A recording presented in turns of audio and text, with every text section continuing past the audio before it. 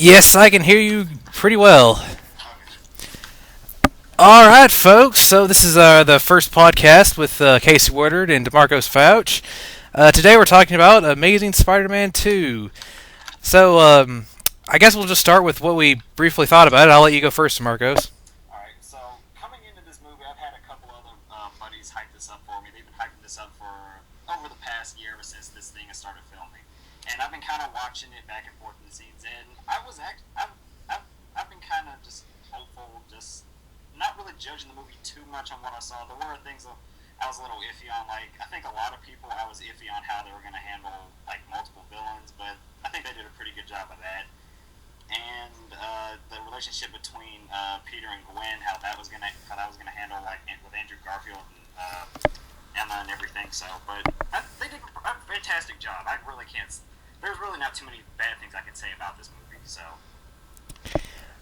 Actually, I feel pretty much the same way overall. I really enjoyed the one from a couple years ago, and ever since Spider-Man 3, I'm like, oh god, they're just going to make another bad one eventually, you know. But the reviews for this new one were just very mixed. In fact, I believe right now on Rotten Tomatoes has a 54%. So I was going in kind of skeptical, you know, because I don't want to get my hopes and dreams crushed yet again. Yeah, Spider-Man 3's got on Rotten Tomatoes, it has like a 60, it's slightly higher than the Amazing Spider-Man 2, but I like, before I saw this movie, I was thinking, okay, are these guys on something, or this movie is just that bad? But, nah, I think it's the latter. Well, I think the biggest criticism was there's just too much going on. Yeah. And I've been thinking about it since I saw the movie a few hours ago, and it's like, well, I can kind of see what they mean there. Because you look at, take Harry Osborn, for example. Yeah. Oh, and by the way, in case you didn't already know, we're going to get into spoilers here, so if you don't want to... Yeah, so if you guys haven't seen the movie, and you guys might just want to click out of this right now, because we're going to be going in some really deep spoiler territory, so... Yeah, I'll be sure to put a warning about that in the description for the video. But anyway, it's like, you look at Harry Osborn, and he first pops up, and it's... You know, he seems like a pretty decent person, if albeit a little bit troubled. Yeah. And then suddenly, like, he gets told no, like, one too many times, and he just goes from about a 0 to a 10 on the insanity scale pretty quick. Yeah. And it's funny, because he's a kid that all his life, he's just used to getting his ways, having money thrown at him, and then Spider-Man straight up tells him no. How much do you want? And he says, I don't want your money. And then that's when he just snaps, and he's just losing it. So, I think the actors, I'm pretty sure everybody's going to jump down my throat, but it's Dane DeHaan. He did a fantastic job with that. I think he did a really good job with that one. Yeah, I thought pretty much everyone was good. Should we talk about Norman Osborn a little bit?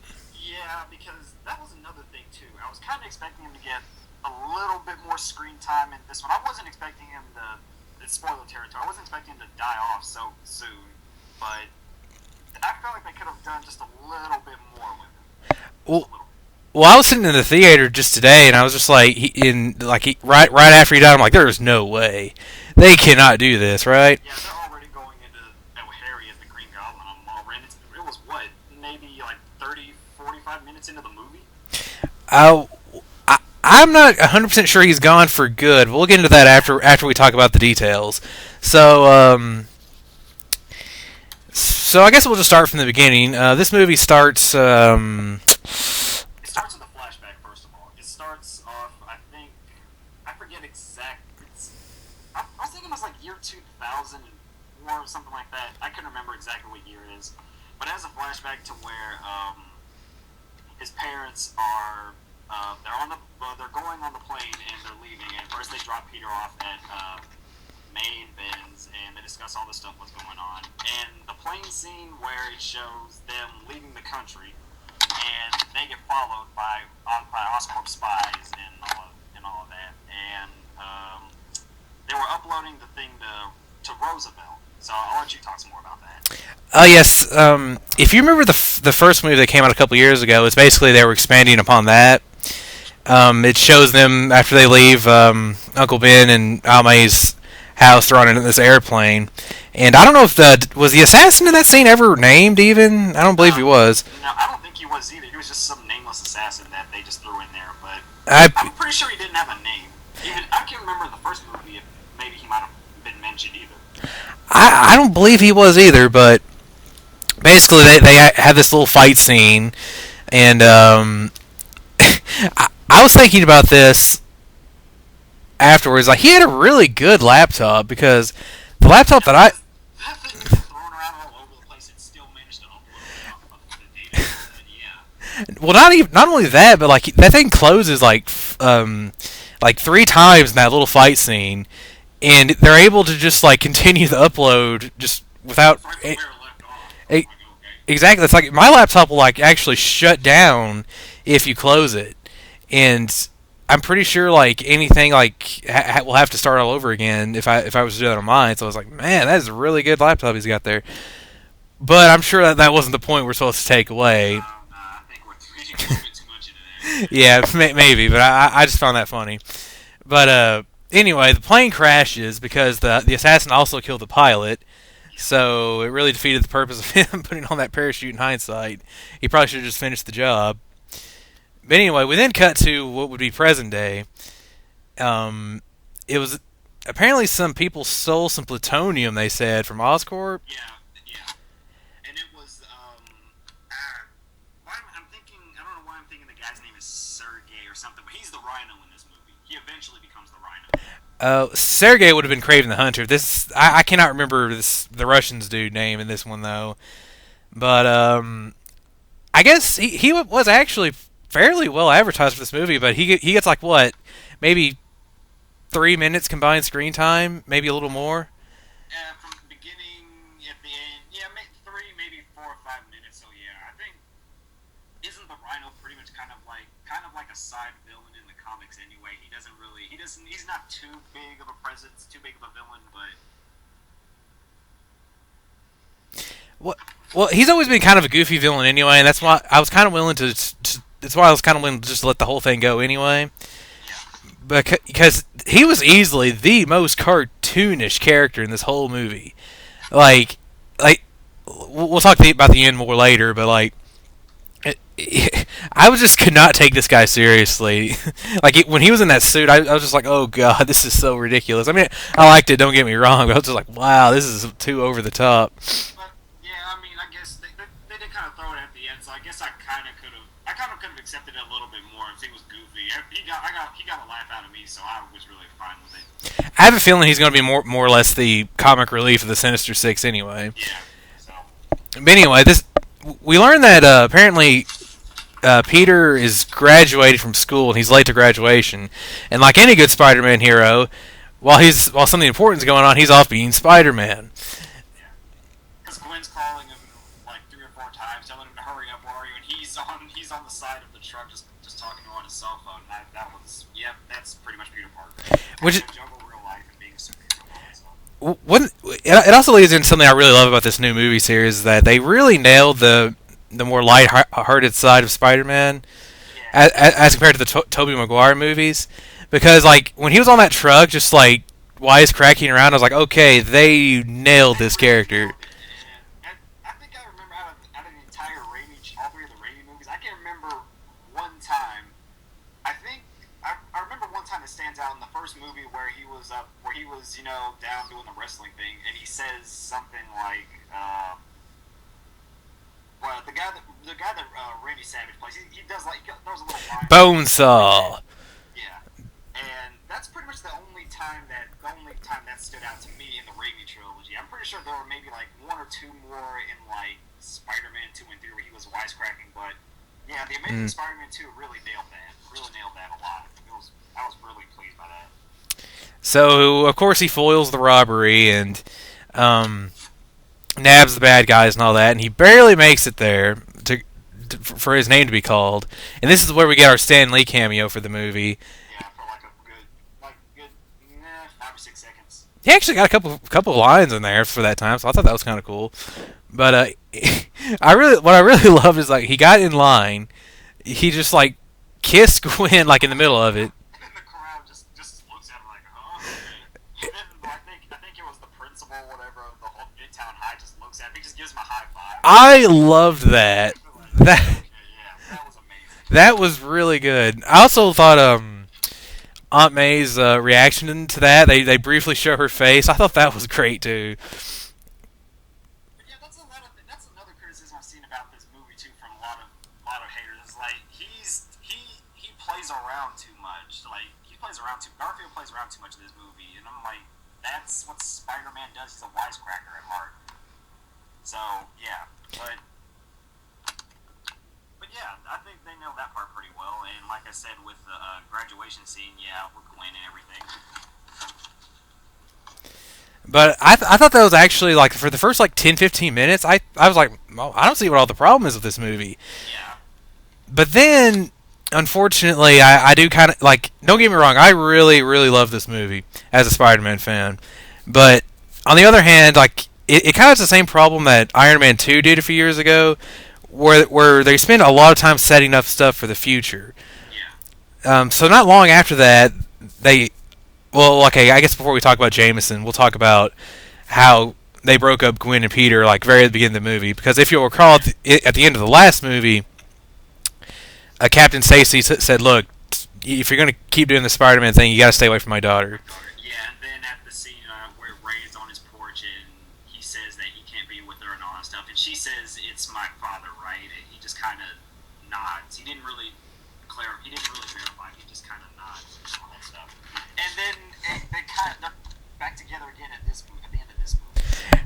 And then Captain Stacy rolled in his grave. Yeah, and I was having major flashbacks to Metal Gear Solid Peace Walk, where they have to remind you every 5 minutes about the boss dying, and I'm like, are they really gonna do this again with the same thing? Oh, maybe in the third movie they'll just have her in like an AI form. Oh god. No. Hear me out. Instead of cloning, the Jackal will decide to resurrect her by making an AI construct, and the main villain will be Gwen Stacy's mind, basically inside a rhino suit.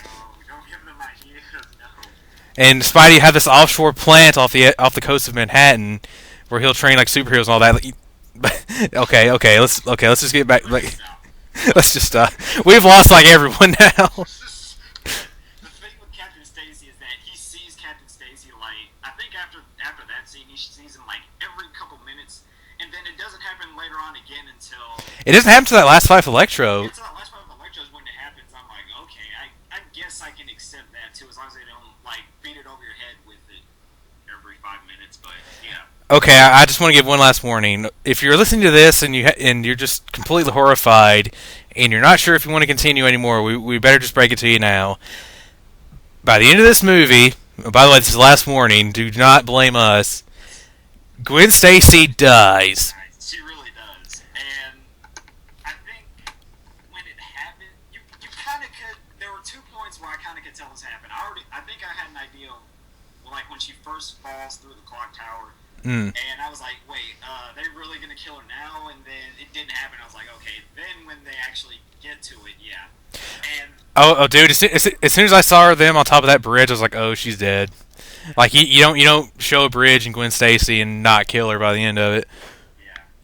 And then when it finally happened, it was like, wow. And you can actually, this is believable. I felt like you could believe like Andrew Garfield crying. Like, in this movie I when it happened. thought the way she died was actually pretty brutal.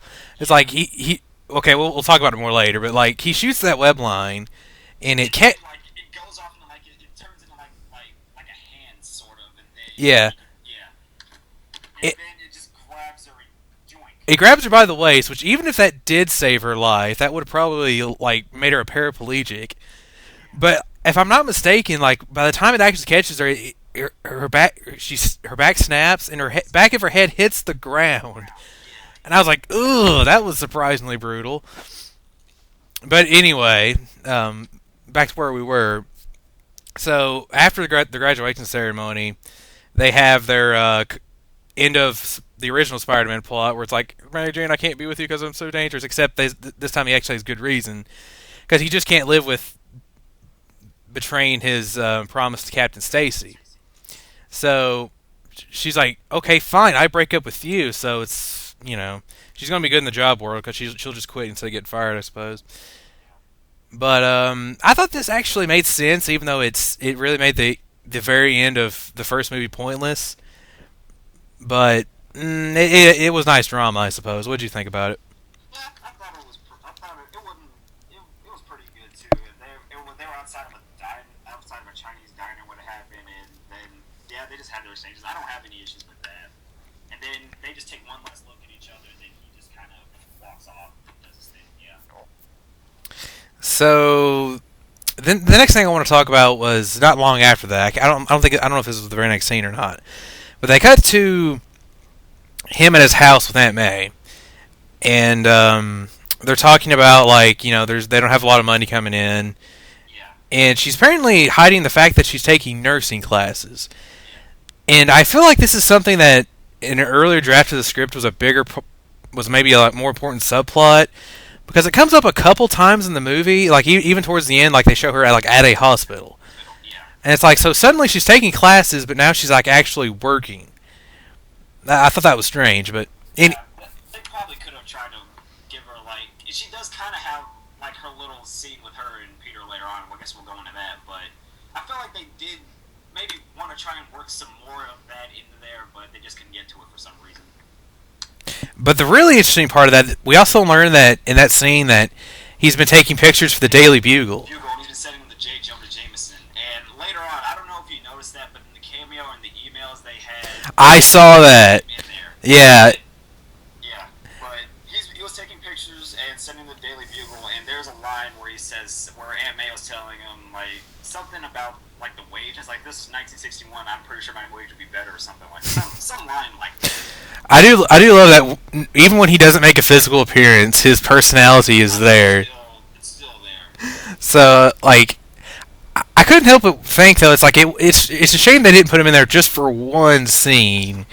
Like just fly J.K. Simmons out and just do one scene, but maybe in Spider-Man 3 we'll get that. Well, I guess we'll just have to wait and see. But I thought that was a nice little mention of that, nonetheless. So I'll let you talk about what happens after that. I've been kind of leading this a little too much so far. Uh, let's see. I'm trying. After that scene, man, what actually did happen after that scene? Was it when they showed? Oh, we forgot to talk about Electro in that first scene, actually. Oh, yeah, where I believe they're in Times Square and he's no, it's before that, like right at the beginning of the movie. And That's right. You meet Electro, or you meet Jamie Foxx playing Max Dillon Max Dillon. And Peter saves him from the car, and then they have the little exchange, and he says, and you really meet what kind of character like Max Dillon is, and I thought they nailed this really well too. I really sympathize with this guy, and he was just a guy that wanted to be appreciated. He worked at Oscorp, and he didn't have many friends. And there's a scene later on too where he's got this little Spider-Man kind of shrine thing in his room. Yeah, I loved that. That was good too. But, I don't know if you remember this scene from Batman Forever, but like when he was doing that scene where it's like it was his birthday and all that, and he was talking in the mirror, and he was talking to like the Spider-Man poster or whatever. I was just sitting there thinking, man, someone online has got to splice in the scene where like Jim Carrey is talking in that scene of Batman Forever, and he has that little like animatronic thing that says yes and no. Do you know what I'm talking about? yeah, and a lot of people pull comparisons to that too, and they really do need to do that because he really did nail that part. But I thought he too was kind of a weird character until he actually gets the powers.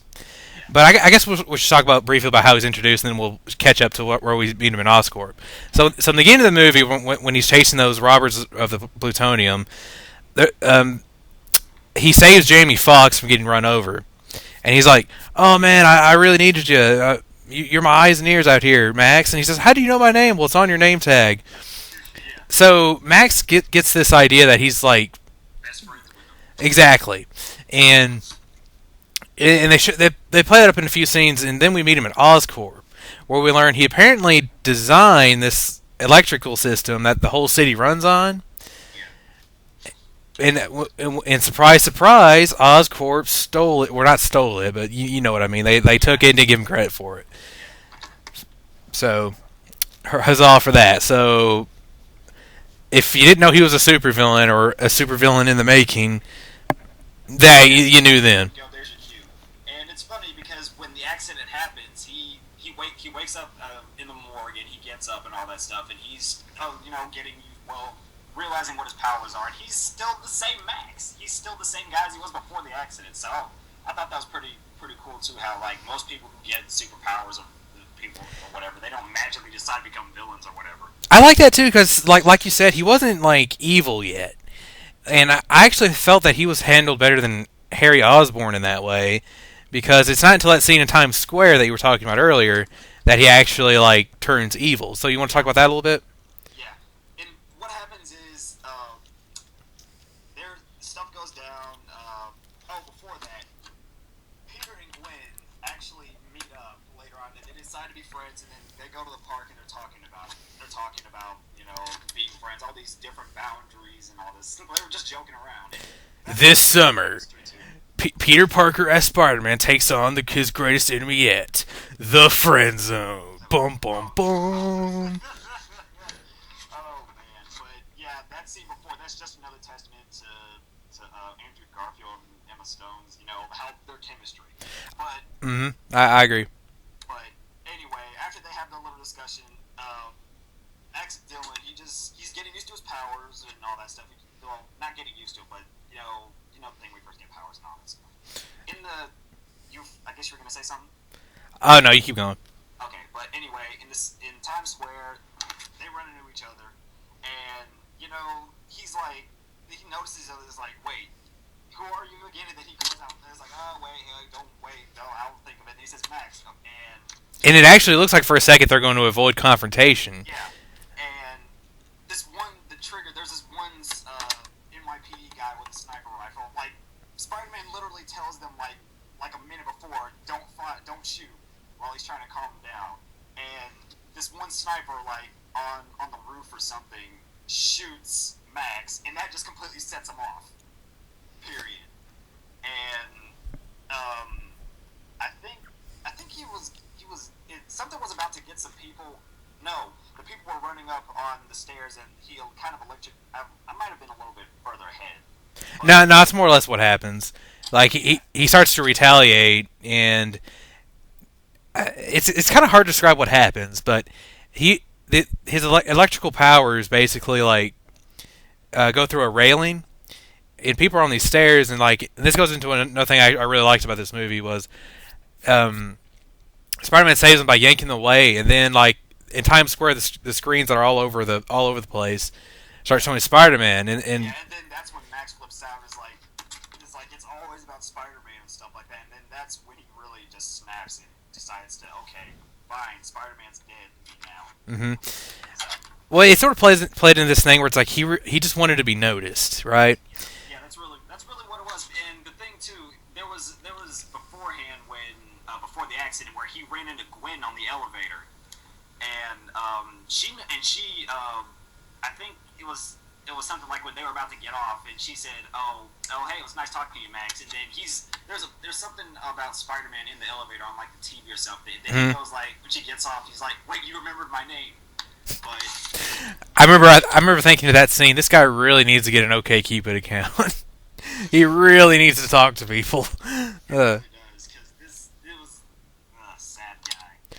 But yeah. A nice guy. He really just wanted to get noticed and have some recognition for all this work that he's done, like any other normal human being. Well, if you ever worked part-time at a restaurant, you definitely need to feel this guy's pain. Let's just put it that way. Oh boy. Oh yeah, that I could definitely relate to this guy for sure. So, well, go ahead. So what did you think of how he defeated him in that first fight? Oh yeah. They got to the fire department. He pulls up like the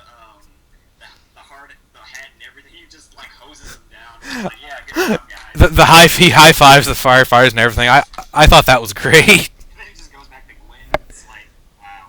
So Europe, huh? So in that scene we were talking about earlier with him and Gwen and him getting pushed into the friend zone, part of her storyline in this movie is that she's got the scholarship to go to college in England at Oxford University, and it's very painful for Peter because not only is he losing the love of his life, he's losing his friend too, and he was probably never going to get to see her again, for all he knew. mm-hmm.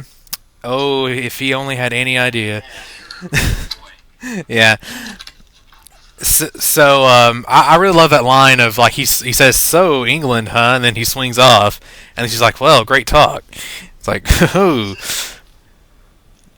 But anyway, and I think before that is when we actually first get introduced to Harry and the thing with his dad Norman on his deathbed and about him dying. Oh yes, we should talk about that scene a little bit. Yeah. So. Okay, one thing I do want to mention is I loved how Harry Osborn comes back, air quotes, comes back. Yeah, comes back. And that scene where Norman dies is just like, I'm just waiting for the twist, you know what I mean? Yeah. And he has some kind of disease, it's hereditary, that turns you green, and yeah, I thought that was like, oh, that's odd, but well, it's the Green Goblin, so do you want to see Green Goblin or do you not, right? Because the masks are so unbelievable in this day and age. But his father dies right there, and I'm like, well, that's so no Norman Osborn. That's a little disappointing. But we'll talk about it later. He'll come back. So anyway, not long after that, Peter hears that Harry Osborn's dad has died, and then he's come back from Europe or wherever he was.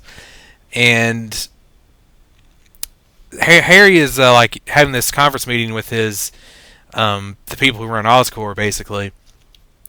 And did you notice the Norman Osborn's assistant is named Felicia?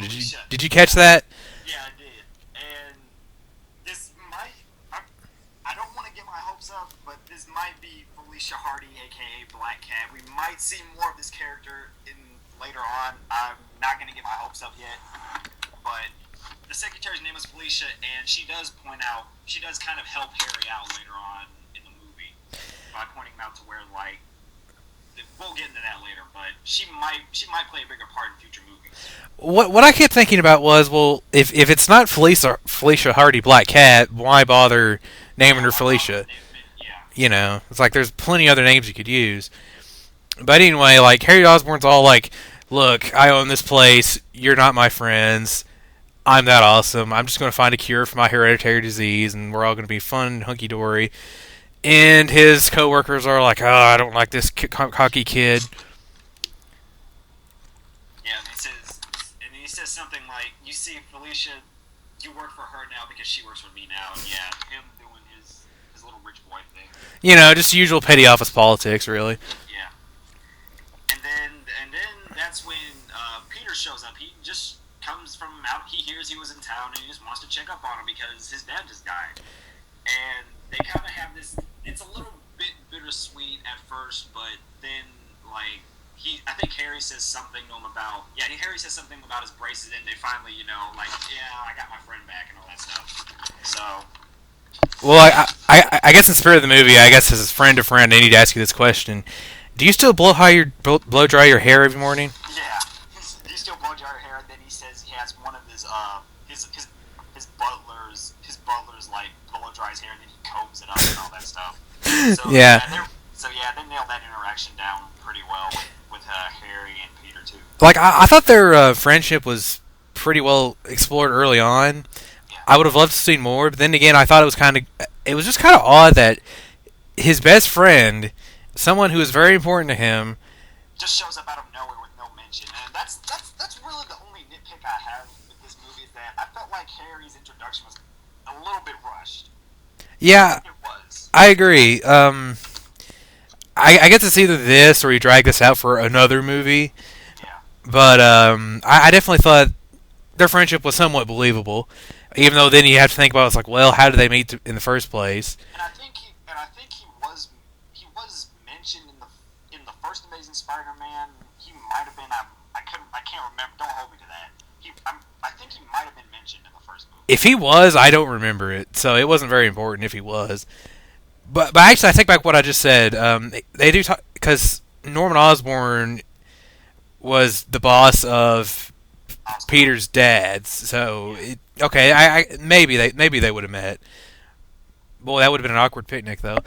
But anyway, so it cuts to them. They're just sort of hanging out, and they're talking. There's this interesting scene where it's him and Harry, and they're talking about Gwen. I can't remember if they mention her by name in that scene or not, but Yeah, they do, because he says, you got a girl, then Peter goes, yeah, then he asks for a name, and he says it's complicated and all that stuff, and I'll let you talk about it some more. so yeah, basically that's pretty much all they said about Gwen in that scene. Yeah. But the more interesting part was the topic came up of like the lizard and how like yeah like Yeah, they're turning, like, crazy things that happen in the city, they're turning people, they're lizard people running around and all this stuff. yeah, there's Asgardians running around and alien invasions and stuff. Oh wait, this is in the same universe, but unfortunately, I like to think they are, but they're not really. But they talk about the lizard thing, and they talk about Spider-Man, and of course Harry doesn't know Peter is Spider-Man yet, and Peter says, "Well, I like to think he gives hope to people," and little would he know that this pretty much becomes the crux of the whole movie, is that Spider-Man is giving hope to New York City. And I really thought it was a nice way to tie, not just as a way to end the movie in a bittersweet way, but it was really cool to establish the connection that New York has to Spider-Man, therefore Peter Parker. You know what I'm saying? Yeah. And then I think Harry said something in response to that where, Well, we'll talk about it a little more when we get to the blood scene, which is not well. It won't be long. So after Max is defeated, he ends up in Ravencroft, and we also get introduced to Dr. Kafka here, who is completely different from his comic book counterpart, namely in that he's a man and not a woman. I thought that was a strange choice to make. And not only that, he was a bit more villainy than Kafka was. Kafka was just a doctor trying to heal crazy people. But this one he was like, we're really just gonna study you and all this stuff. And this is another part of the movie where it's like, well, I can kind of see some of the criticisms in that Oscorp, when you really boil it down, is just your typical evil corporation. You know what I'm saying? Like, they're just like, I'm evil now. And they're all like, yeah, we're just going to study you, and we're going to keep you locked in here. And Electro's like, no, I'm even more evil than you are. Like, when I get out of here, people are going to know that what my world is like, because they're not going to have any power. And I'm just like, well, that's kind of cool, but it's also kind of cheesy. But, because I feel like a lot of these characters... Yeah, I thought that whole thing was kind of, like, cheesy and all that stuff, too, but, oh well. But, thankfully, Dr. Kafka would get his revenge later. Or no, he'd get his comeuppance, I should say. Just my bad. So, what should we talk about next? But you actually reminded me of something. Sure. In an earlier scene, they mentioned Smythe. If you remember. That's right. When Gwen and Max are like, yeah, go. Yeah, I was thinking, wait, Smythe as. Alistair Smythe. And I'm thinking, wait. I actually looked for his name in the credits. He is credited as Alistair Smythe. Okay, so I wonder if that's gonna play into the Sinister Six too. But yeah, I thought that was pretty interesting how they mentioned that too, because I kind of picked up on that pretty quick. I was like, Smythe? Wait, what? Yeah, I forgot all about that. I have a feeling that might just end up being a cameo or just a nod to the fans. But it would be awesome if we get Spider Slayers in here eventually. But let's see. But they have that scene where Electro's locked up, and I think this is when around this time Gwen kind of before they were having her and Peter were having this little discussion thing about about Electro, like what happened to Max, and Gwen was kind of like trying to find some records on what happened to him, because all of his records in Oscorp have been erased as per evil corporations and all that stuff. And they have this. She runs into Peter, and they have their little thing in the supply closet. And he points out how cliche it is too. Yeah, Really, the best parts about this movie were just Peter and Gwen and their interactions, and basically any scene where he's like suited up is really good. But when he gets to the villains like Electro, and that scene in Ravenclaw, just for example, this movie is kind of cheesy, and you can kind of see how like maybe we could have cut one or two villains out. So Because really, I would have been fine. I would have been fine with like just him fighting Electro in this movie. Not that I have an issue with what they did with Harry and Green Goblin because I love what they did with that.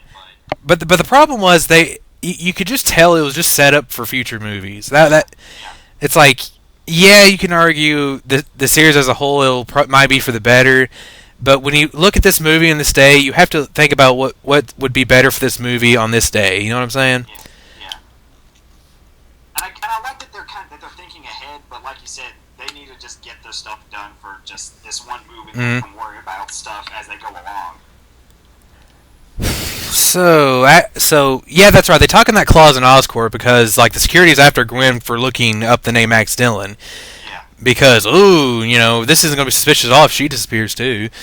But I guess when you're Oscorp or Umbrella, you can just get away with crap like that. But by the way, if there's ever a story-based Marvel vs. Capcom crossover, Please. Norman Osborn hanging out with Wesker would be an awesome team up. I'd go for that. You definitely would. Get on a Capcom when you guys get the rights back from Marvel 4 or whatever. When's Marvel? There's my obligatory when's Marvel thing for No. you people. Well, we had to get in at least one. Yes. But they have the thing in the supply closet, and there's more of that chemistry between them where he's trying to get her away from the guards, and he spills coffee on one of the guards, and ties his shoe, and when he gets off, he does like this little thing. Yeah, that's a very old timey like Charlie Chaplin kind of thing is what it was, and I thought that was kind of funny. I also thought it was amazing how he didn't get arrested for assault there, or even kicked out. They just kind of let him go. So, what happens after that, or I guess the next thing I remember is Gwen is walking to her last interview for her scholarship to Oxford University, and it's all that, and it's like this whole thing is building up towards, okay, are you going to say you love her or don't? It kind of gets there, but it kind of doesn't. yeah, but the thing I'm really interested in talking about is that scene with him and Aunt May. I thought was really good. We're skipping around all over the place at this point, but I'm sorry, guys. We're not in like consistent order, or consistent or whatever, but it's the first episode. But anyway, then they decided to bring back the subplot of him trying to figure out what his dad was working on. Actually, I can't segue this. It's fueled because he's losing Gwen, so it really like motivates him to try to figure out what happened with his parents. Yeah. And then so he's in his room. He's got his stuff set up, and I think after a couple days after all this stuff happens, Aunt May comes in his room and sees that he's got all his stuff set up, and he's trying to ask her what's the deal, what's going on with my dad. I want to know what the deal is. And she has her moment where she's talking with him, where she basically thinks, where she says that you're basically my boy. Your dad pretty much left you. Your dad was nothing. We took care of you, not your parents, and all that stuff. And I thought that was nice too. That was a really touching moment. Yeah, the crux of it is that the only real conclusion they could draw to why they left is because they were basically betraying Oscorp and selling out their discoveries and things like that to like either another company or maybe even a rival nation or whatever. Yeah. And Peter's like, this doesn't make any sense. But the best part I loved about that was before she actually tells him that, he says, look, this isn't about you. You're good enough. And I just like, oh man, that was just next to like his scenes with Gwen. I thought that was just so good. That whole scene. It's like, you're good enough, but I need to know about my parents. And that's when she tells him that they more or less sold sold the company off to them. They were working on something, and then and Peter, he's like, I don't believe this at all. And then he just kind of walks off.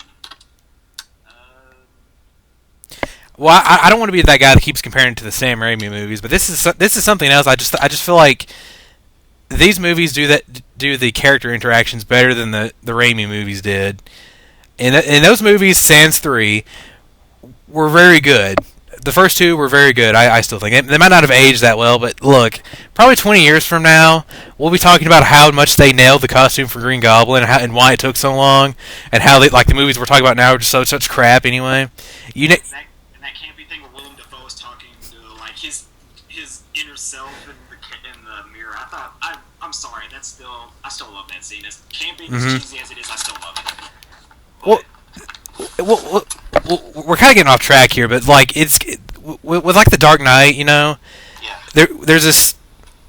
People just seem like it's necessary to just make everything so dark and realistic, but I think superhero movies I think Marvel does a good job of making their movies fun. You know what I'm saying? Yeah. They don't need to be dark, serious. You can be like in Captain America. I know you haven't seen the new one yet. Yeah. They do a very good job of mixing the serious scenes with the fun scenes, and that's just not something any of the DC movies recently have done. Sans Green Lantern, which was kind of a failure. Yeah. Like I appreciated what that movie was doing, but it just didn't come together. And I just feel like even like the non-Marvel made movies like the Spider-Man and the X-Men, well, X-Men to a lesser extent maybe, but like they do a much better job of balancing it, and I like that a lot. So I guess not long after that, it could be before, but like we said, we're kind of jumping around at this point anyway. Harry tells Peter that he needs Spider-Man's blood because he believes he got bitten by one of the spiders at Oscorp, which is correct, by the way. However, he can't just get like one of the spiders from there because they explain that after the first movie, they destroyed all of Connor's test subjects to achieve what they called plausible deniability. Yeah.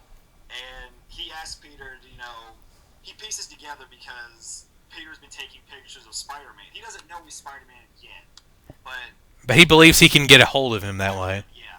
So, and then Peter says, he's like, I'm not sure if this is going to work because his blood could possibly kill you or turn you into something even worse. And well, that radioactive blood can't be good for you anyway. Yeah. And then Harry just says, he basically is like, well, I've got nothing better to, I've got no other options. So he basically throws a rich kid tantrum. Yeah, rich kid tantrum. He's like, I've got no other options, and I'm dying. I need help here. And let's not forget that this is like just before the scene where Gwen gets chased by security and all that stuff with the guards happens. Yeah. And as Gwen is going down the elevator, she has a brief scene with Harry Osborn.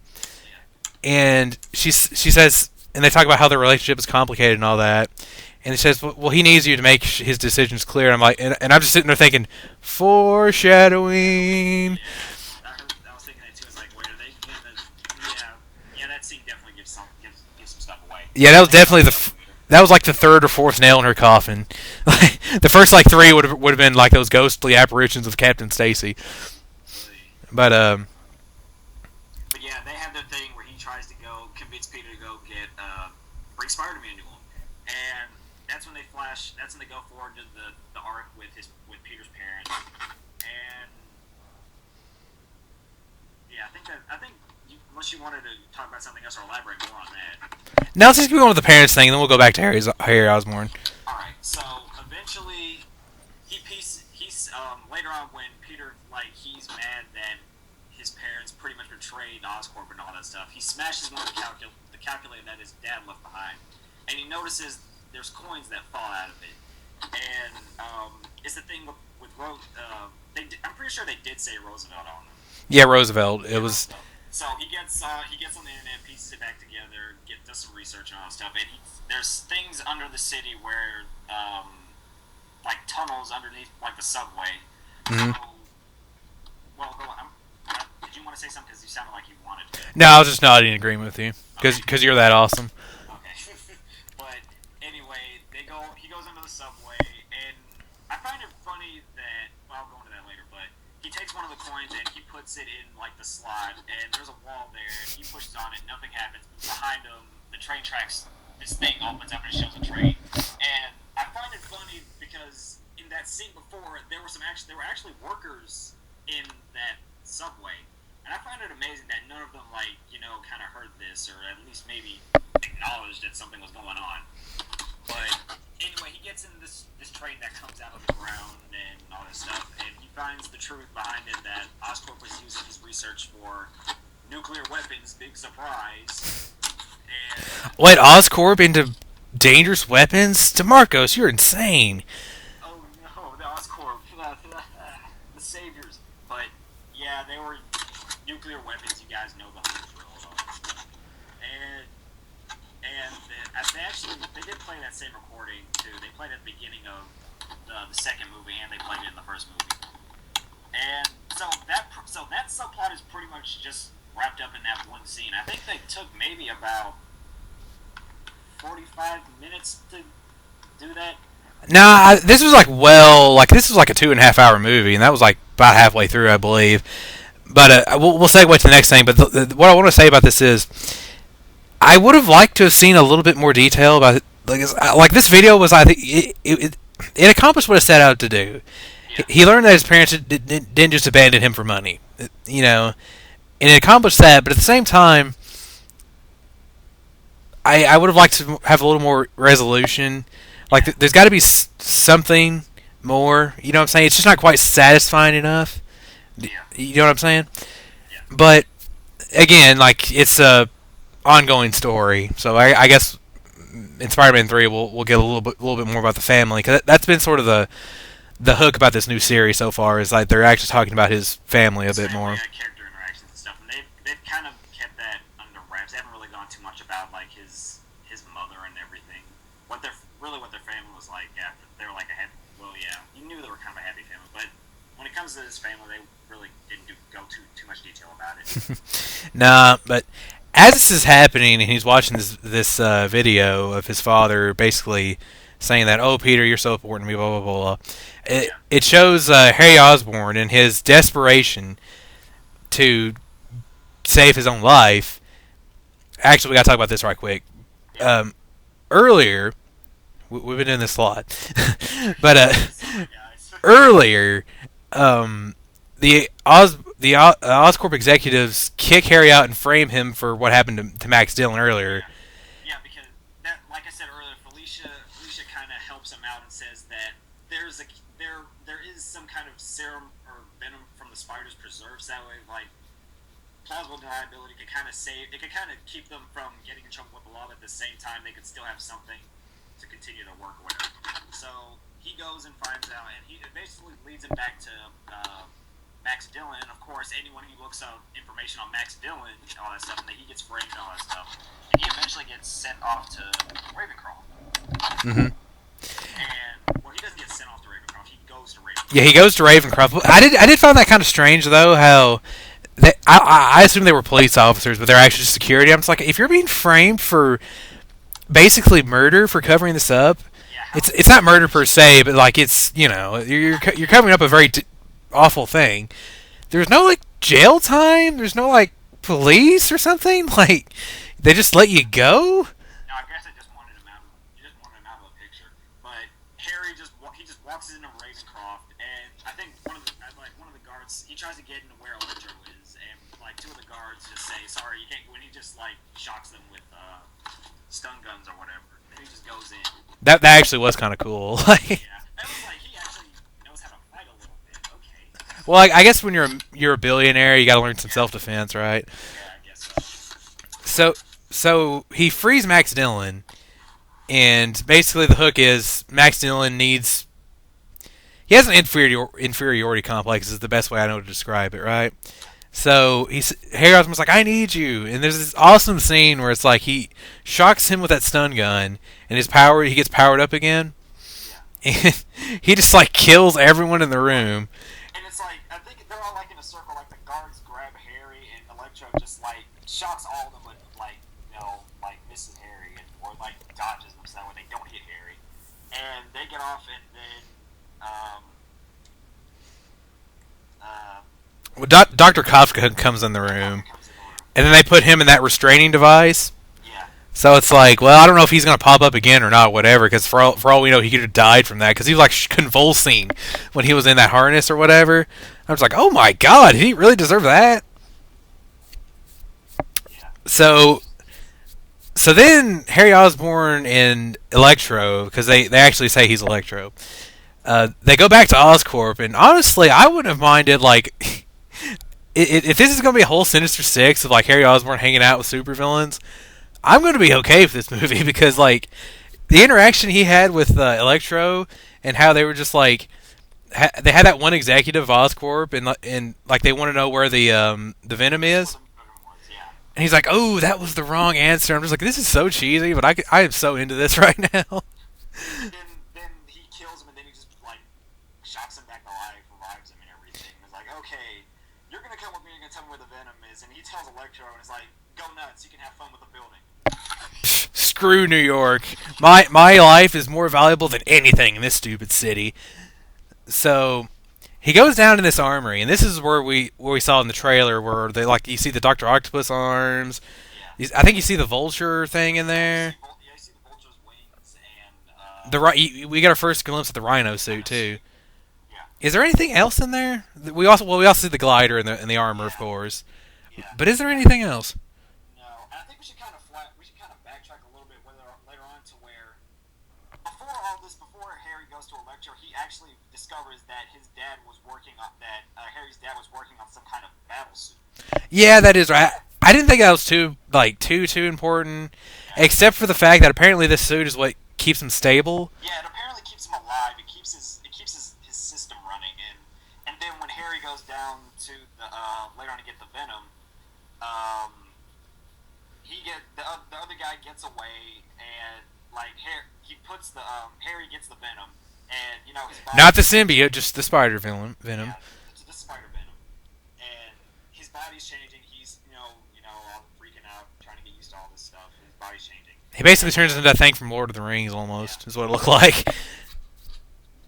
Well, there's this one line I was thinking about, and I've been wanting to ask you this for a while, where he says, "Well, I've been doing human testing for a while now, and you're just too stupid to realize." I'm like, what the hell is he talking about? Because I still don't know what he was talking about there. I don't know either. That's My first thought was, well, maybe it has something to do with the Rhino, because we haven't seen him again throughout the whole movie so far. yeah. He was just at that opening scene, but And I was just waiting for him to come up again. I was like, come on, he was on the poster. Like, I know he's in this movie. But it turns out it had pretty much nothing to do with him. So that really does leave some stuff open, and like, whoa, I don't think that was just some line that they threw in there just for the sake of throwing it in there. I hope it wasn't. But again, it goes back to something I can see why people didn't like about this movie. This movie does a lot of telling you that things happen. Like, you can look at that Jameson, that line with Harry Osborn. Yeah, this movie just likes to explain things. Yeah. And I guess that kind of that turns people off a bit. Like, they don't like having to be fed constant information. They just want to watch the movie. Exactly. It does a lot of showing and not really telling. Yeah. But that's just because there's just so many, like, characters and so much going on in the movie. But I think my counter argument to that would be that almost every scene in this movie feels important. Yeah, it really does. It's not like there's a wasted scene in this movie. Exactly. Yeah. There's not one scene in this whole movie where I'm sitting there thinking, this is pointless, just go to the next scene. And I would much rather be interested than bored. Yeah. You know what I'm saying? So, at least in my opinion, it's worth it. Like, it was completely worth it. So then we start getting to the climax of the movie, where Harry Osborn has pretty much given Electro the New York's power source. Basically, he can use it however he wants. And after Peter leaves the subway, he gets a voicemail from Gwen saying that she's leaving. And yeah, she got accepted to Oxford because we all cared about that. But anyway. So she's in a taxi under this, like, overpass or whatever with I guess it'd be the George Washington Bridge or whatever in the foreground, and the taxi driver says, "Oh, hey, it's Spider-Man." She looks out, and in the moment of the movie, yeah, it's just he writes "I love you" in webbing on the bridge. I'm just like, oh, this is so cheesy, but you know what? I can totally buy that Peter Parker would do this. Like, I totally bought it. She gets she just runs off and goes to him. And I was just sitting there thinking, on the cab driver's part, that was a damn good point. They were really not moving. No, they were stuck in traffic. So they meet up and they're on top of the bridge. And again, it's like I said earlier, I was like, oh, she is so dead. And they exchange their "I love yous," and he talks about going to Europe with her, and I'm just like, My mind was going through that scene. I was like, oh man, you guys got to do all this lovey-dovey stuff, and then they're on the bridge, and then man, really. But yeah. But the more they kept talking, the more I kept thinking, oh, she is so dead. Because I kept wondering the whole movie. Because I knew as soon as she was like revealed to be the female love interest in the previous movie that, oh, she has got to die at some point, right? There's no way she can live through this whole thing. So what happens then is the power goes out all over the city, and they're like, "Oh man, we gotta stop them." But Peter's like, "Well, I can't do that because like whenever I like shoot webbing at him, like it fries my web shooters." It's like, well, and he tried all this stuff earlier in the movie, like try to find a way to prevent that from happening. Yeah. But because there's a scene where he's in the garage and he's got stuff like strapped to a battery, and then he's on. It's funny too because he's on YouTube. He's literally on YouTube watching some wacky science video about batteries and electrical currents and all this stuff. And he's got like a little battery. Then he eventually gets to a car battery, and then it fries his webbing, and it sets his webbing on fire too. So, but yeah, go ahead. But yeah, which is another thing. I've been saying that a lot, but that's another thing I really liked about this series of movies is that it shows that he's capable of building stuff and that he's capable of like upgrading his arsenal and all that, and that he's smart, which is outside of the second movie in the original series is another thing those movies kind of forgot about the characters, that he's actually very intelligent scientifically. But there's this awesome line where Gwen's like, well, have you tried magnetizing them? And she's like, oh yeah. And she says, well, that's why you were number 2 at Midtown High. And I'm just sitting there thinking, so Peter's broke. He can't pay the bills. And on top of this, how is he going to pay for college? And the thought hit me after I left the theater, wait a second, the salutatorian of Midtown High does not get a scholarship. That is bullshit. Oh, I'm thinking way too much into this, but I was just like, really? Really? He doesn't get anything out of this? But anyway, they ended up going to this police car, and there's this policeman trying to keep order because the power's gone out all over the city. It's basically anarchy. And she's like, oh, I'm Captain Stacy's daughter because it's okay to break the law if I ask you to do it. Like, we need some jumper cables. And I don't know how this works scientifically, and I don't know if this would really work in real life. They like, I don't think this would, honestly. I don't believe it would either. But whatever. It's superhero movies. Like, we could totally buy this guy walks up buildings, but we can't buy car jumper cables and magnetism. And they like shock the shooters or whatever, and that now makes them immune, I guess, sort of. So where the electrical current would just like pass through him, and it basically won't harm him or fry his web shooters. Basically, that was the gist. Yeah. And so he's all like, well, I gotta go fight him now, but you can't come. She's like, but I'm coming. I'm like, well, no, you're not. And then Captain Stacy starts rolling in his grave again, and then Peter realizes this, and he like, okay, the whole rolling in the grave didn't actually happen, but he is. And he basically like shoots some webbing at her hands to tie her to the police car. Says, no, you're staying here, and I'm going off and being a hero. And she's like, Peter, and she's like, oh, and that's just like, yeah, I thought that was like one of the funnier scenes in the movie. But so he gets to the fight with Electro, and what'd you think of this fight? I think one of the first things I noticed all throughout this movie, I noticed how good the special effects and everything looked. But there's this one scene where he web swings up to through the thing, and there I think you could see like Electro's face, and I was like, wow, that's actually impressive. Oh yeah, on that building, I know what you're talking about. It was like, that was a thought that went to my mind. It's like, this is some really nice like CG, some nice work. That was the scene that stood out in my mind. definitely as far as I can think of, I mean, granted, I haven't read like a lot of like 70s era comics, but this might just be the coolest I've ever seen Electro. And look, I've watched the 1994 animated series, and that episode he was in, he was pretty cool. But this movie, he was awesome. Like, after he got over his, like, oh, I'm such a mousy little guy, oh, does anyone remember the Jamie Foxx? So please tell me you do. But when he actually turned to villainy, I was like, oh man, this guy's actually kind of cool in a cheesy sort of way. But hey, when you're dealing with so many villains already, I think it's fine.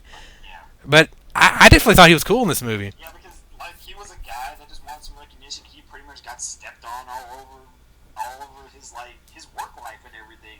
No recognition. Then he just let loose. Mm-hmm. And yeah. And haven't we all dreamed of turning to villainy? Yeah.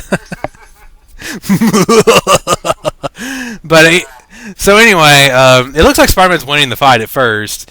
There's this one point where he even like throws this like pillar at him at his face or something. It's like, oh, that's gotta hurt. But then Electro's like, oh wait, I can turn into electricity, and just starts wailing on him. And it looks like he's about to kill him. Then Gwen Stacy comes through with a car and runs him over. And then he's just like, what are you doing here and all this stuff, and get her away and all this before he wakes up, before he comes back to conscious. And I'm sitting in my chair thinking, Mary Jane, eat your heart out, because that was more usefulness than she displayed in all three of those movies combined. Oh, jeez. I think the only thing Aunt May was the one who actually hit Ock in the second movie.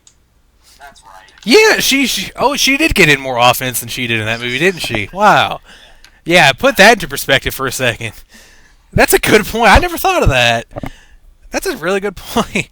So anyway, so they decide the only way to beat him is to like overcharge him. Overcharge him because if you overcharge a battery, like what happened earlier, she happens if you overcharge a battery, it explodes. So.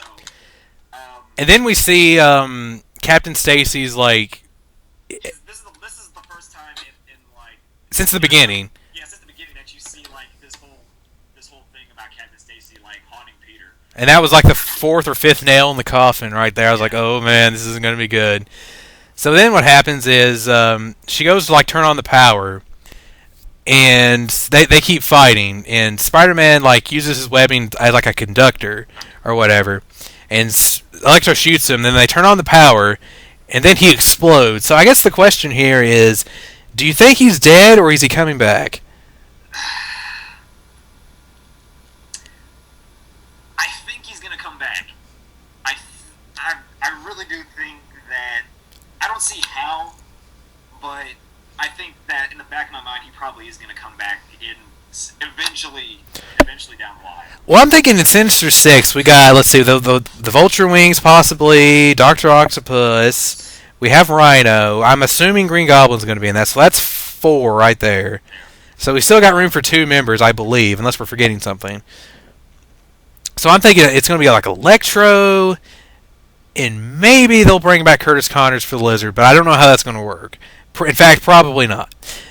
But that's kind of what I'm sort of thinking. So I think he's coming back because like they haven't really killed, because they didn't kill like Kurt Connors in the first movie. Like Spider-Man doesn't kill people in these movies, which is a good thing to think about. So I think the safe money is he comes back in some form. Or maybe I'm just completely wrong. We'll just see. So then, Green Goblin shows up, and I thought, what is that? Is Joker in this movie? Because that laugh was Joker. Like, wow, that kind of sold me on that laugh. Like, okay, all right, we got our Green Goblin. So, what did you think of the glider in the battle suit? I was a little bit skeptical about the whole Green Goblin's appearance. The glider, I really don't have any issues with either of those. And I felt, and kind of backtracking a little bit too, Electro's suit, I was worried about that too, but I kind of got used to it. I didn't think Electro's suit was that bad. It's like, well, they can't steal Dr. Manhattan's gimmick. Like, you know what I'm saying? Because he looks, that's what he reminded me the most of in this movie was Dr. Manhattan from The Watchmen. But, so, I was fine with his suit. But I thought that glider was awesome. And that suit was cool too. And like we were talking about the Joker a second ago, even his hair looked a lot like. Was all like frizzled up and just like a mess and everything. It looked a lot like what the Joker looked like in the Arkham Asylum games. I thought. Yeah, and then he had like the green skin and the usual stuff, the claws, fingernail claws, all that stuff. And sorry, I'm kind of stealing this away from you. Oh, it's fine, man. Go ahead. But Harry shows up sees Gwen behind him because Gwen comes out from out of the building thing, and he looks at her. He looks at Spider-Man. He looks back at her, and then you see he looks down. Then he just has the scowl on his face, and I was like, he figured it out already. Well, he is a genius, and that Goblin formula does wonders. Yeah, and I was like, that honestly did kind of surprise me a little bit because you know how the cliche is for most things, where it takes them forever to figure out who the superhero's identity is. He can't be Superman. He's not wearing glasses, and his hair is combed the other way. Come on now. Yeah, but Harry's figured it out in 5 seconds who Spider-Man was, and then he says the line that says, when you meant Spider-Man wouldn't give me your blood, you meant you, Peter, and then Peter's like, ah, shit. Well, what happened was the director was sitting in the chair and I was, wait a second, we've already got 2 hours into this movie so far. So we got to wrap this up. Yeah. So he just pieces it together like that, like what you said, and so the fight scene begins. And as soon as this fight started, I was piecing it together in my head. I was like, oh no, it's Peter Parker, it's Green Goblin, Gwen Stacy's here. Because the first thing he does, he literally kidnaps Gwen, and then they have their little thing up in the sky. And she says, "Let her go," and then he does the whole cliche. Oh, you mean let her go? And he just drops her. Then this is where we've seen in the trailers where they fall through the clock tower and all that stuff. And at this point, my reaction in the theater, I knew that I was hoping that she wasn't going to die in there, but I still was like, oh man, not now. Which is something I think we need to give more credit to this movie and this new series, is that I actually care about these people. Yeah. The character interaction, character developments, they're really fantastic because I can't think of a whole lot of characters in the Raimi. I didn't even care too much for Peter Parker in the Raimi trilogy. I mean, I liked how they did Jamie Foxx. I liked how Jamie Foxx did Electro in this movie. That was a big selling point for me. Maybe Spider-Man 3 isn't the best example for a lot of reasons. I could just rant for hours about how much I hate that movie. But anyway, you're talking about how it really is hard to care about them, because when you really think about that first trilogy, outside of the suit and when it's just them talking, those characters don't have a lot of personality. They just fall flat. They're not interesting at all. Mary Jane in particular was just so boring in those movies.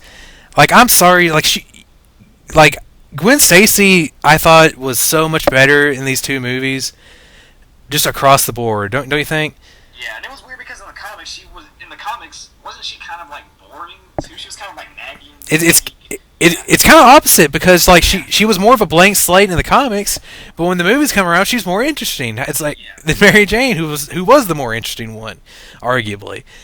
And it's when, and again, back to my point about Spider-Man 3, when Peter slapped her or whatever in Spider-Man 3, I was like, whatever. I was like, what? Because I guess maybe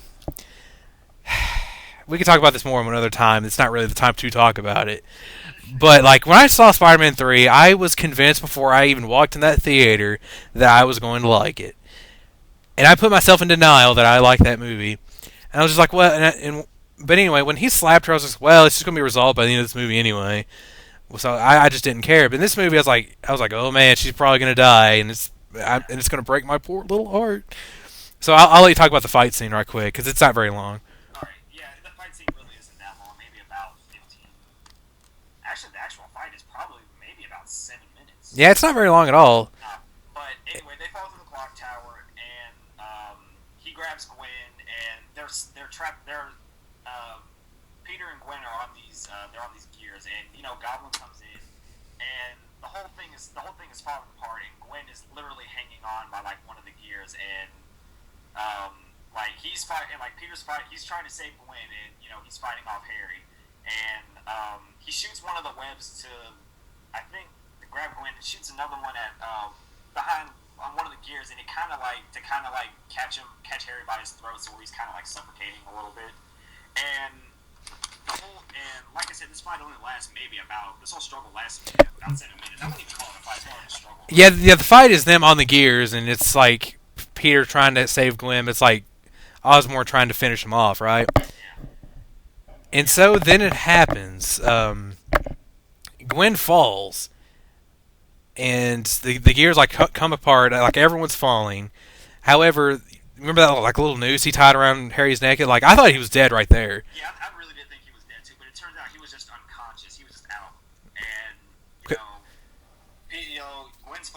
shoots the web, and like I said, really goes. You see, like turns out like a little hand and grabs her. Boom, yoink, she's dead. Mm-hmm. And we have this scene. Everyone in like the theater went dead silent. I was like, oh man. This was the most interesting part of the whole movie by far, because I was very curious to how they were going to handle this.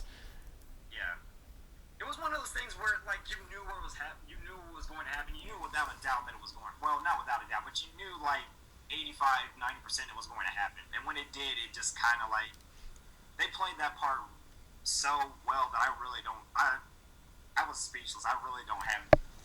I've got nothing bad to say about that at all. But I guess I'll take over here for a minute. So what happens then is that Osborn ends up in Ravencroft, and Spider-Man goes to, or Peter, I guess you'd say, goes to like Gwen's funeral and all that. It's him and not May. And it shows him through the seasons where he's through winter and he's through fall, and I was like, this guy, they really did play that well because he really is like a depressed guy. He just lost the love of his life. Mm-hmm. And he goes him through the seasons. He's at Gwen's grave all the time and everything. But go ahead. I just pictured him like just. It really was very gripping. I thought like much more than I could have thought it would be. So it looked like it was like this took place over a year, but according to good old Wikipedia, which take that with a grain of salt, it was only like 5 months. I kind of had a little plot synopsis here just in case we got lost, but we've actually done pretty well, things considered. But anyway, so apparently he has not been Spider-Man for 5 months now. And New York, in the city of New York, needs Spider-Man. So they then cut to Harry Osborn in Ravencroft, and then the hooded guy with the hat shows up. I think is his name Mr. Fears or something. I couldn't remember what is. Did they even mention him by name? I couldn't remember. Apparently they did. Like I can't even remember this guy's name, but he was in the first movie too. But I think it was according to Wikipedia, it was Gustav Fears. Okay. So I have no idea who that guy is. By the way, I have no clue. In the first movie, I thought it was Norman Osborn, but apparently it wasn't. So they're all like, "Well, we're getting a team together," and Harry Osborn's like, "Well, let's keep it small." And then they come back to those weapons in the Osborn facility, which then starts to beg the question: okay, how do they have access to all that if Harry Osborn's been kicked out of Oscorp? I keep wanting to say Osborn when I say that. Yeah, because I don't think they really specified like between when Harry got kicked out of Oscorp and how long. They didn't really say a time period when him and Electro teamed up and they were doing their little plan. Mm-hmm. So and we know what it was 5 months after Gwen died. So. Well, whoever this man in the shadows is, he's got some connections. He really does, because there's, like we said, all the stuff, the glider, there's the vulture's wings, there's the rhino suit. Mm-hmm. I think I may have a theory to who this guy may be. And Brandon Evans, if you're listening to this, you're probably going to hate me for saying this. What if it's Judas Traveler? Oh my god, I can hear him now. I can hear Evans now. Oh boy, like I don't think that's where it's going, and God, I hope that's not where it's going. But hey, if we get Ben Reilly out of this, I'll go for it. But anyway, they say, well, there's this one like Russian dude, whatever his name is. Like this is how like insignificant he was to this movie. I can't even remember the dude's name. No, it was like it's some Russian. Well, he's a Russian guy. That's really all we really need to Wait a second. I have Wikipedia right here. I'll just look it up right quick. Let's see. It was. All I know is that he had tattoos on his. Aleksei Stistikivit. Well, whatever. We're not even going to try saying that. We're just going to call him the Russian dude. Yeah. And so that was totally pointless, folks. This is the kind of audio we're bringing you today. So they cut to back to New York City, and he's in the rhino suit. What did you think of the rhino suit?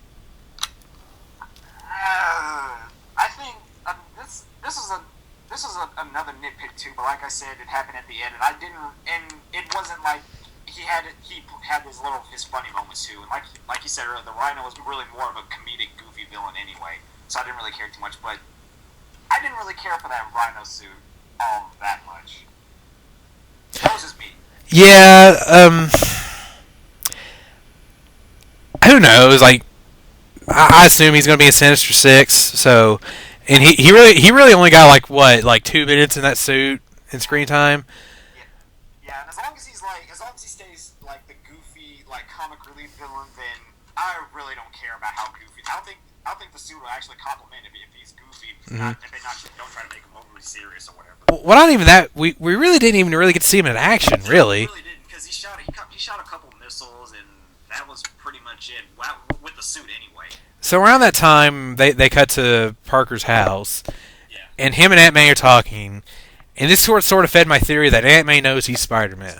Yeah. Because at the end of the movie, like he comes home all beat up, and he brings the eggs, and it's like, yeah, she probably knows.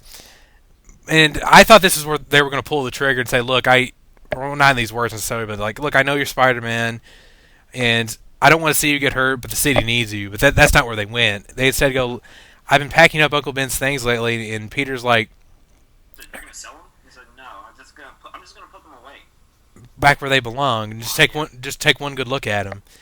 And he goes up to his room, and he looks at all the pictures of Gwen, and he starts playing her like valedictorian speech at their graduation. And we didn't really mention this, but like the whole speech was basically her being like, you may fail in life, but like there's no better way to live, and So you might as well get back up and try again. That whole hope thing. Basically, it reminded me a lot of the first movie and what they did with Uncle Ben.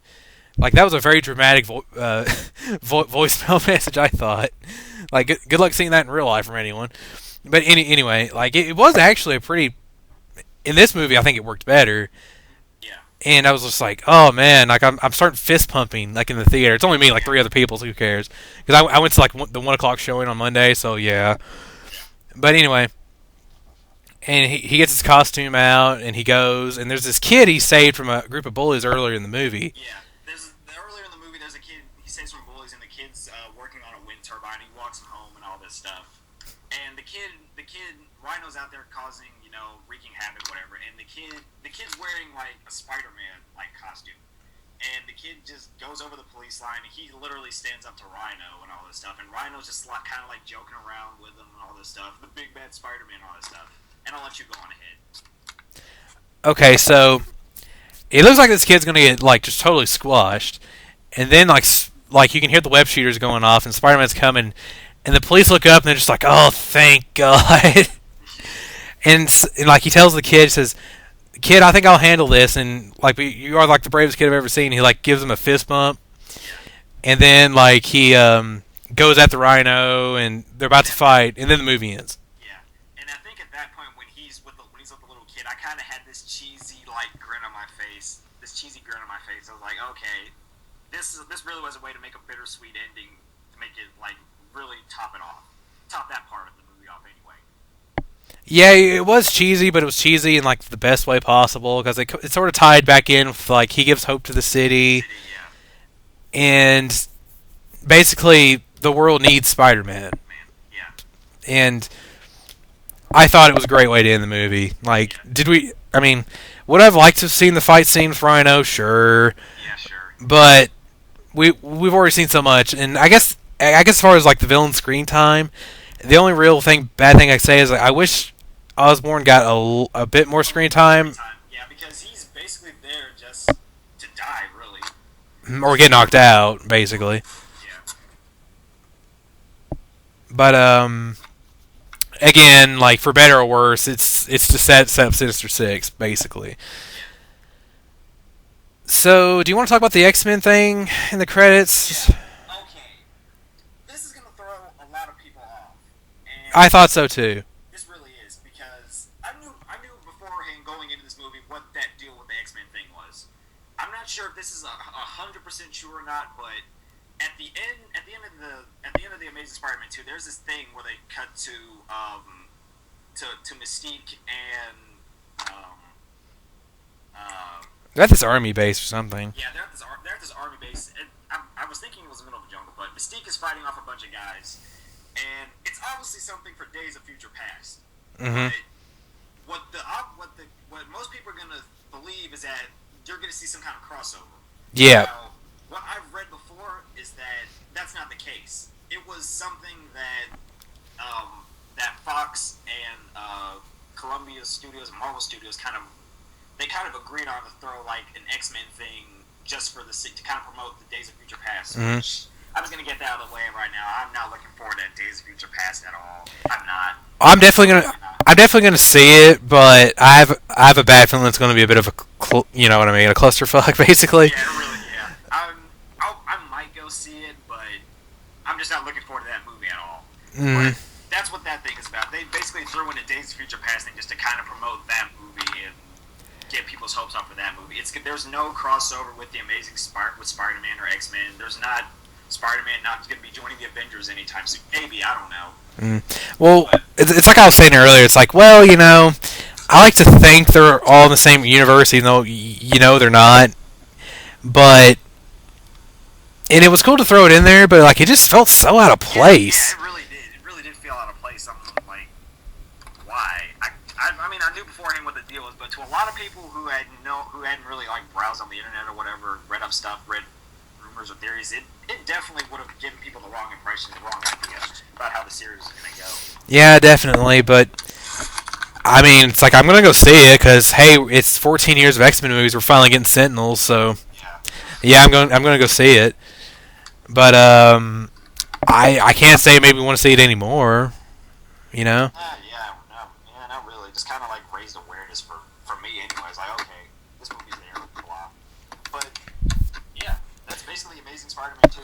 So you looking forward to Sinister Six? Oh, definitely, most definitely. I have no idea what that movie's going to be like, but I'm cautiously optimistic.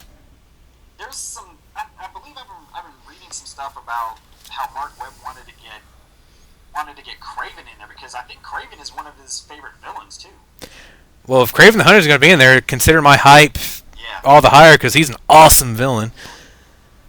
Now, personally, for me, this is kind of like a little fanboy dream of mine. I like Mysterio. He's one of my. I know Mysterio's like a side villain. He's kind of like the Rhino in a goofy thing, but I just like Mysterio. If Mysterio gets in, he's kind of like if he does get in as part of like the Sinister Six later on down the line, then I hope he's kind of like a goofy character because then I'll be satisfied.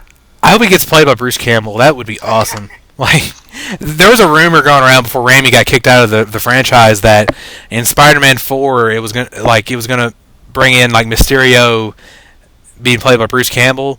That was like one of the rumors, and I would have been all for that. But that's not. Sadly, that was not meant to be. But something else I wanted to mention briefly because we also know there's supposed to be a Venom movie coming too, and I was a little surprised there was no obvious lead up to that at all. At all.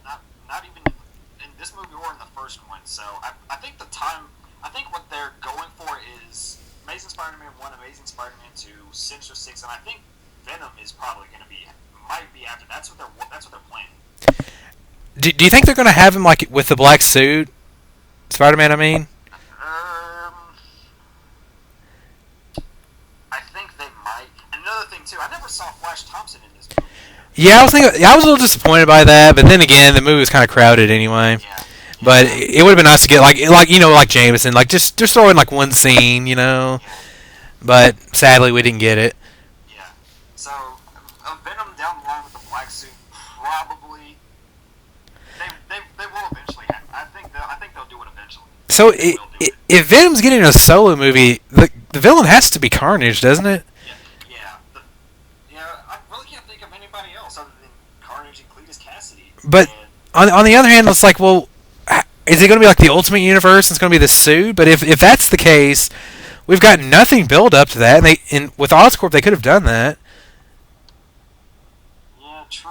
And so possibly Venom is coming down the line. We'll just have to wait and see, like a lot of other stuff. We do know it's coming because he's getting that movie.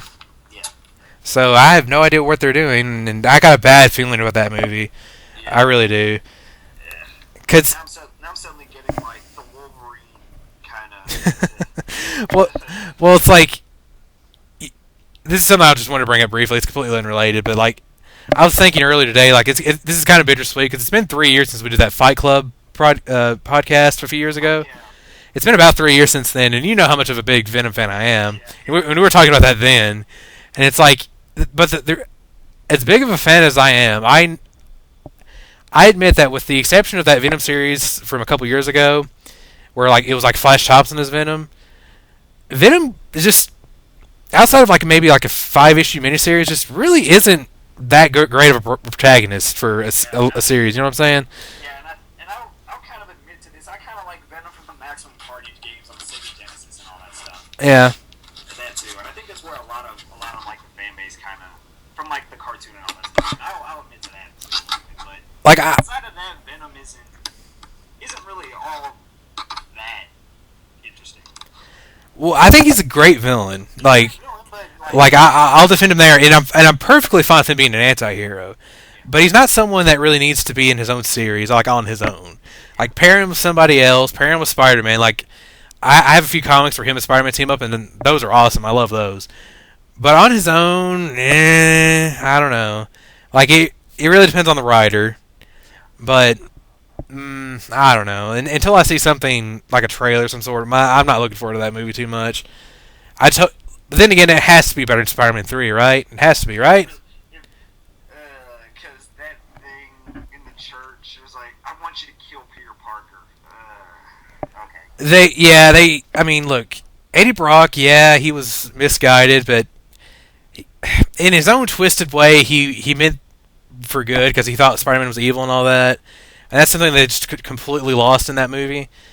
And there's that one line he has in that movie where he says, "Oh yeah, I like being bad." And again, like I walked into that theater knowing I was gonna like it, and when I finally realized, oh my god, that movie was so terrible, that one line just kills me. It's just like you totally got that character wrong. And Eric Foreman playing Eddie Brock was just awful. Like, do you remember that scene where it's like he throws the pumpkin bomb at him? Like Spider-Man throws that pumpkin bomb at him to kill him, and I'm just thinking, you know what would have made that better, and maybe the whole movie more redeemable? If they cut to Red Foreman out there somewhere and just says "dumbass," it seems it gets blown up. Like that might have just redeemed the whole movie. But we can talk about that another time, though. So We'll go now about the Raimi trilogies. yeah, I could talk about that for hours. But anyway, so I think it's safe to say that we thought the movie was better than it's getting credit for, right? Yeah. I think how a lot of like you said, a lot of the like criticism about it being overstuffed, about it being a little bit heavy on the plot, those are valid. But at the same time, I feel like they did a good job of like meshing all of that stuff together and stuff about the subplots and all that stuff. They did a good job of meshing all that together, and where it's not like sloppy or anything like that. So I think those are valid points, but I think they did a really good job of handling all that, and the character interactions, development, how the scenes with Peter and Gwen, those really sold it for me, and Electro was. And again, like everything felt important. There was not one scene that felt like filler to me. So I give it a solid 7.5 out of 10. What about you? I'm probably going to give it a smidge. Well, not a smidge. I'll probably give it, because like I said, I really only had one nitpick with the movie, and I'll probably give it like an 8.5. Nice. I'll give it like an 8.5. I didn't have too many complaints with that movie, and if I did, it was just one nitpick. But yeah, that's pretty much it. I thought a pretty good movie, fantastic movie. Alrighty, so we've been going on now for about an hour and a half. I think it's time we start wrapping this up. So, in starting to close here, we thought it was good, and if you're on the fence, give it a chance. If you don't like it, fine. I think you probably will if you're a Spider-Man fan. And if you don't, whatever. Screw you. But, so I guess one last thing I want to propose to you before we sign off is, would you like to make this a regular thing? We just get on and talk about stuff for however long? Oh, yeah, definitely, because we still got our whole Metal Gear Solid Ground Zeroes thing we could talk about. We could go over. Oh, yeah, we definitely got to get Dylan on that, too. Yeah, Pumpkin2000/Dylan, yeah, we could get him on that, too, because it'll be interesting to see it from his point of view, because he had a completely different thing about that game than we did. Yeah, that's going to be a fun discussion. Yeah. And secondly, I was texting my old college buddy, Isaac Wright. I don't know if you remember him or not. Oh, yeah, Isaac, yeah. He totally wants in on the podcast thing, too, so Oh, yeah, definitely. we could even have, like, a rotating guests and all that. I think we could do well on this, and I'm not too concerned about views. If people listen to us, fine, but, I've had a lot of fun just sitting here talking. So, We could definitely get in some more people on this. Isaac, Dylan. yeah, Definitely. but I'd be up for this. I'd definitely be up for that. like maybe like a couple times a month or whatever. We'll see what we can do. Yeah, we'll see what we can do. This isn't tentative, guys. This Yeah. is final or whatever. We're still kind of working this as we go along. So. We do need a name. Yeah, we do. Like, I think we're a good pair. We're a good, like, base foundation, if you will. Yeah. What do you think about the Woodard and Foutch Show?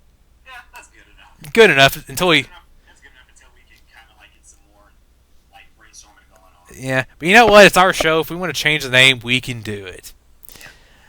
So, I think that's about all we have to talk about for now. It's been good talking to you, buddy.